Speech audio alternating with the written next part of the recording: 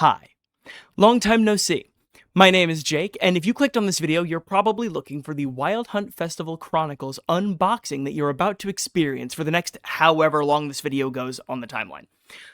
First things first, I just wanted to say thank you so much for checking out this video. We appreciate you immensely from the bottom of our hearts, and this is probably one of the most exciting moments of my entire life. Without being too sappy, we couldn't have done this without all of you and all of the support and all the great people on the Lion Wing team, and shout outs to Ramo and everyone else who's been involved in this project. From the bottom of my heart, really, it has been a great time working with you. And this is a massive milestone that we finally get to show you what is inside this box. This art looks so good, and I kept it in the shrink to make sure that I didn't get any early sneak peeks before this video was recorded.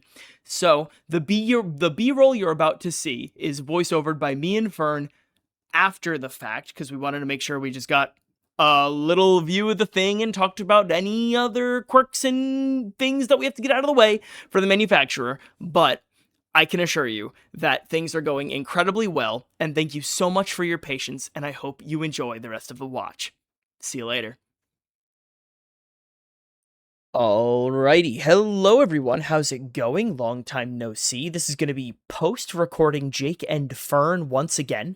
I kind of wanted to make sure that we got a chance to go through the contents of the box and everything that we saw on a first glance without talking over it the first time, just in case we had any feedback for each other or things that we didn't want in the recording. But alas, I am here with Fern.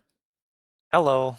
And yeah, we were going to talk over the first couple minutes of this unboxing here, and then we'll kind of let the usual Wild Hunt Festival music do the talking for the rest of the way. But Fern, what was your first initial impressions of when we were opening this box?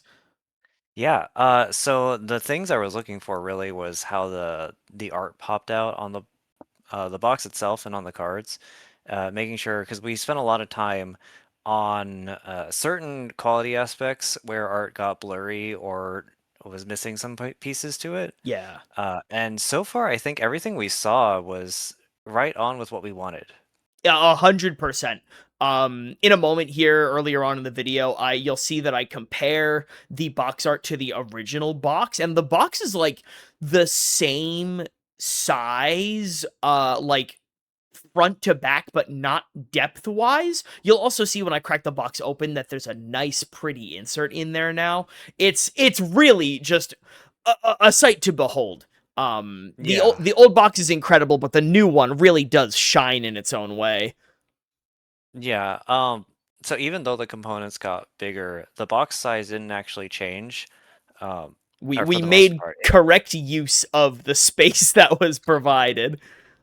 Yeah, it's a box a little bit deeper, but the profile remains the same, and we just used the insert a little bit more smartly. In the previous box, the insert was, I believe, a paper or a cardboard piece folded 3 times, Yeah. and there was a lot of empty space in the box. This one has a much more well-built insert with thumb cuts and everything in it, which you're about to see, and it takes most of the box to Yeah, store all the it's things. So we're it's using the really entire box nice. this time. So yeah, one of the things I think we talked about originally hoping to do at some point was create this really nice all-in-one solution for Wild Hunt Festival for storing the game, and that is still to come, just a little bit farther down the line than we would have expected. But yeah, so you'll see as I flip through these books here, it's just, man, if you liked the character booklet and the quest booklet and the small little extras that you got with the game from the original, they are all preserved, not only preserved here, but blown up in a gorgeous fashion. You'll see that on the back of the rulebook, we also kept the original box art without all of the logos and whatnot.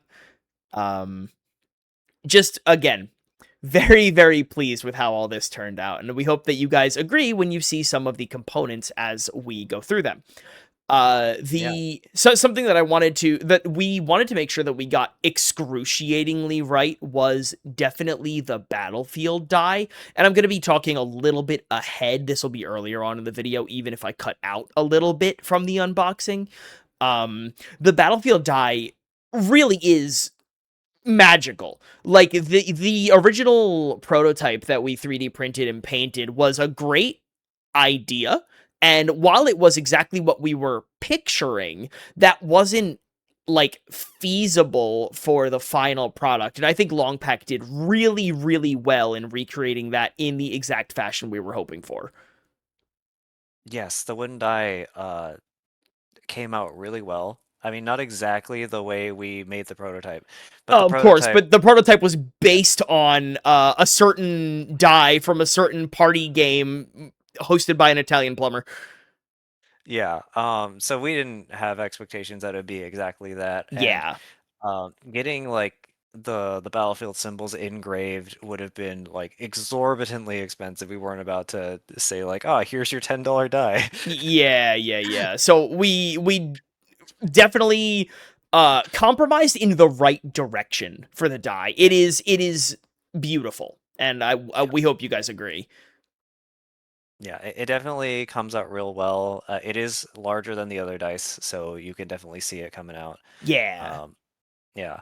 The other components, I think, came out really well. So instead of plastic, we're using plywood for the circular tokens, and I think they have a better feel.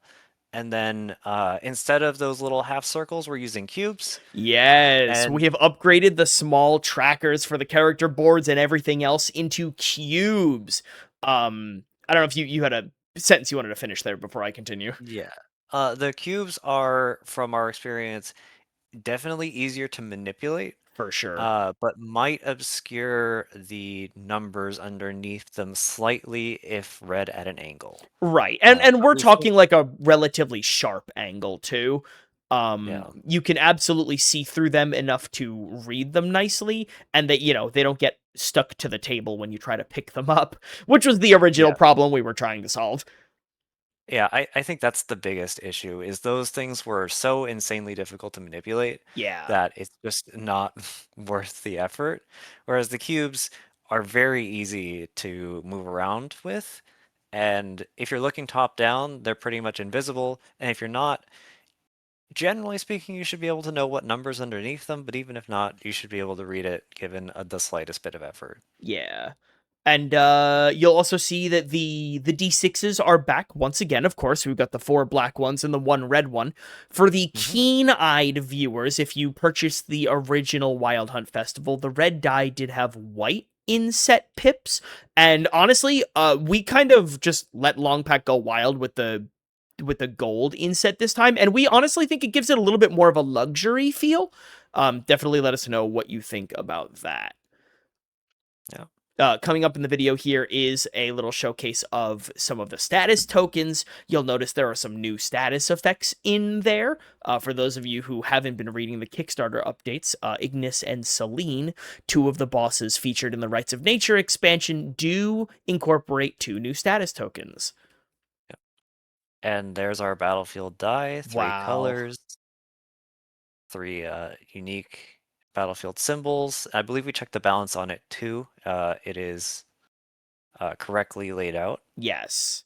Correctly laid out and wrapped correctly. So if you roll the same battlefield space that you're on, when you need to move, you just flip it over. And that is the ruling there. For those of you that may have come to this video looking for an update, however, oh, there's the prototype as well. Just, it looks so good, man. For those of you who came to this video looking for an update, in terms of feedback that we gave to the printer for this, I'll let Fern take over this part.